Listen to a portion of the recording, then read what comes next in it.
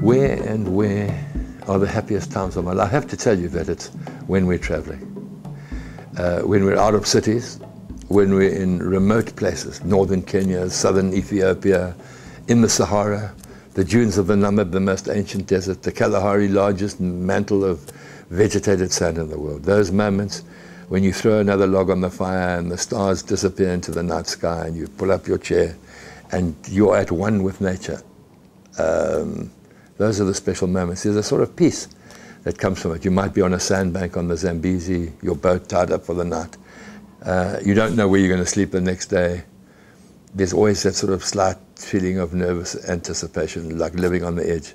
And those for me are the special moments. What was amazing when we left from this beautiful city, from the Cape of Good Hope, we filled this traditional Zulu calabash, which is a sort of talisman. You know, in every expedition we fill it at the beginning, empty at the end. And on this expedition, Africa, the outside edge, it was filled at the Cape of Good Hope, Cabo de Boa Esperanza, filled with water from the cold South Atlantic, carried all the way around the rim of Africa, and then 448 days later, poured back into the waters of Cape Point. African travel is not for sissies.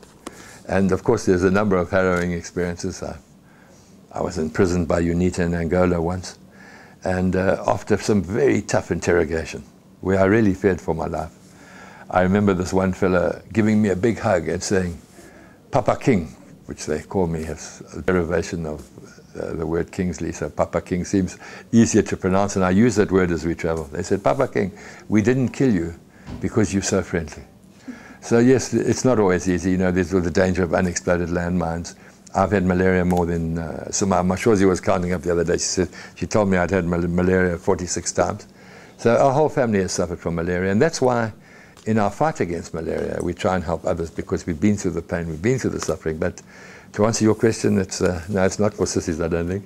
People ask about that.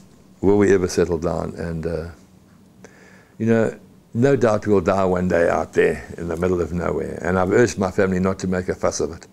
Just a simple pile of stones. The Zulus would call it an isipipa. It's like a Scottish cairn, just a pile of stones. And maybe a simple note that could read, "Siyabonga, thank you, Mama Africa." Our motto in life, I guess, is the one that we use all the time. And that's using adventure to improve the lives of others. Having as much fun as possible. Doing these great geographic journeys and challenges.